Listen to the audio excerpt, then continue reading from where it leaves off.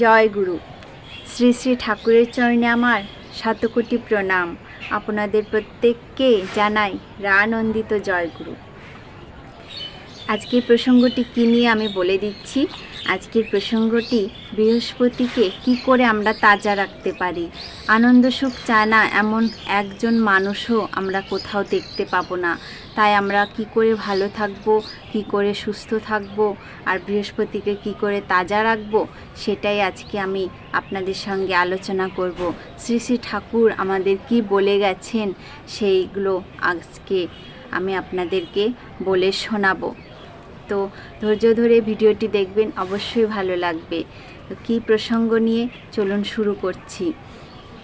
বৃহস্পতি কিভাবে তাজা রাখতে হয়। আনন্দ সুখ চায় না এরকম ব্যক্তি খুঁজে পাওয়া অসম্ভব বা দুষ্কর। বৃহস্পতিকে তাজা রাখলে অবস্থার অবশ্যই পরিবর্তন হবে, কিন্তু কিভাবে বৃহস্পতিকে তাজা রাখবো, বৃহস্পতি তাজা রাখার এক বিশেষ উপায় শ্রী শ্রী ঠাকুর বলে দিলেন। আজ সেটা নিয়েই আলোচনা করব। তো চলুন।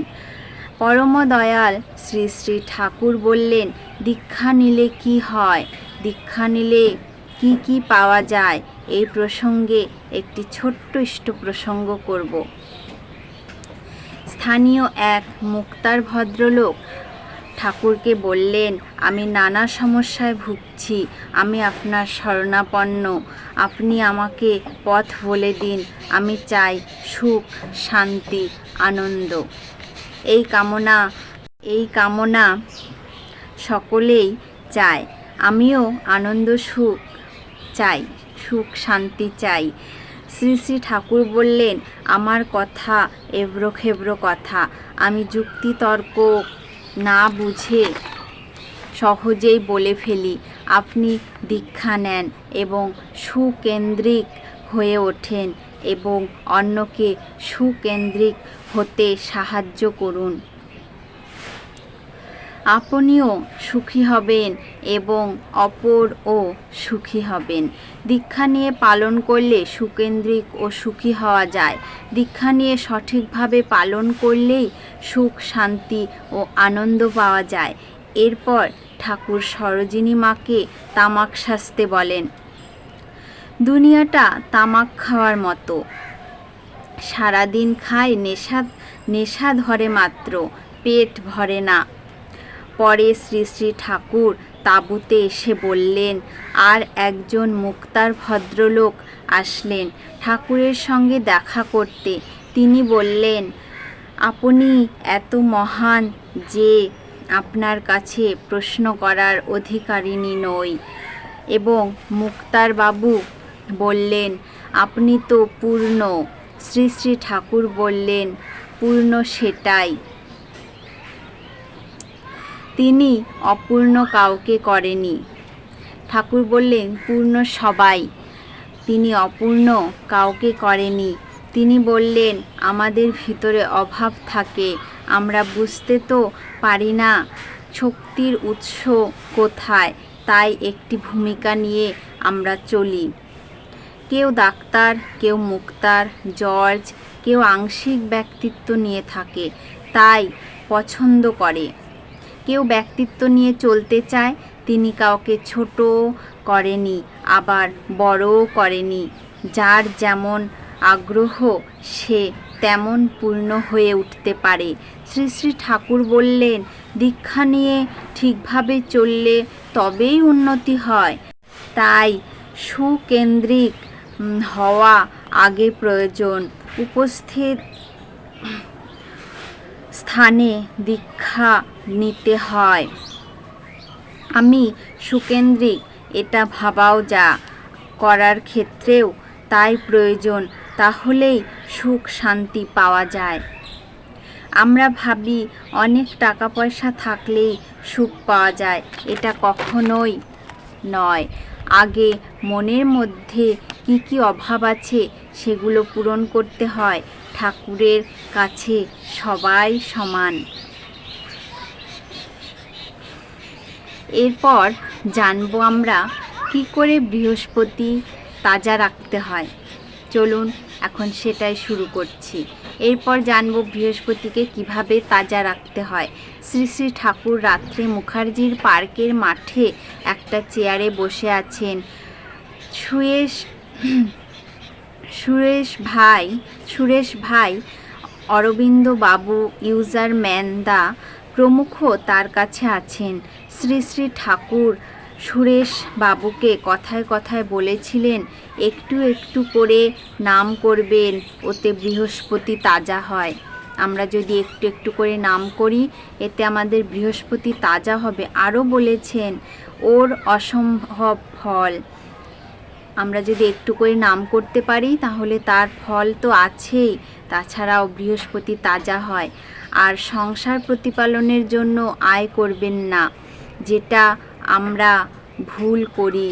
আমরা ভাবি সংসার চালাতে হবে, তার জন্য আয় করা। আমাদের ধ্যান ধারণাটাই তো এটা, যে আমরা কি করে সংসার চালাবো সেই দিকে আমরা ছুটে বেড়াই। কখনো আমরা ঠাকুরের চিন্তা করি না। আমরা সব সময় এই একটা মোহর পিছনে ছুটে চলেছি। তো ঠাকুর বলেছেন এগুলো ঠিক নয়।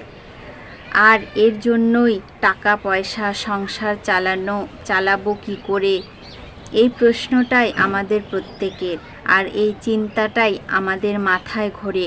আপনার আয়, ঘর সংসার ইত্যাদি যাবতীয় যা কিছু সব কিন্তু বৃহস্পতির জন্য। তাই আয়ের অগ্রভাগ রোজ বৃহস্পতির জন্য তুলে রাখবেন। যারা এটা ঠিকভাবে করে তারা যে বিপদ আপদে কেমনভাবে রক্ষা পেয়ে যায় তার অবধি নেই। অরবিন্দ বাবু বললেন, সুকেন্দ্রিক কথার মানে কি? শ্রী শ্রী ঠাকুর বললেন, সূর্যের প্রত্যেকটা কিরণের স্বার্থই সূর্য যদি ঢাকা পড়ে তাহলে কিরণের অস্তিত্ব থাকবে না। তেমনি জীবনে পরিপূরণই শ্রেয় কাউকে ধরতে হয়।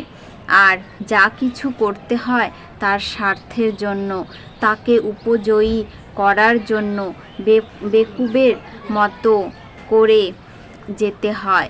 বেশি হিসেব কিতেব করে লাভ হয় না। ওইভাবে তিনি যখন আমার সর্বস্ব হয়ে ওঠেন তাকেই বলে সুকেন্দ্রিক হওয়া। দ্বন্দ্বাত্মক বুদ্ধি যত খতম হয়, বোধি উদ্ভিন্ন হয়ে ওঠে, প্রীতি তত প্রসার লাভ করে, গণজীবনের মালিক হয়ে ওঠে সে। শ্রী শ্রী ঠাকুর বৃহস্পতির জন্য আয় করতে বললেন। আয়ের অগ্রভাগ রোজ বৃহস্পতির জন্য তুলতে বললেন। এরপর দেখুন রোজ এটা তুলে তুলে কি হবে? অনেকগুলো পয়সা হয়তো জমা হয়ে যাবে।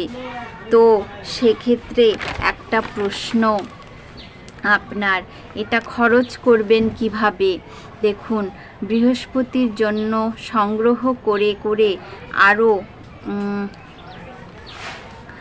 আমাদেরও অনেক অর্ঘ্য জমা হতে পারে।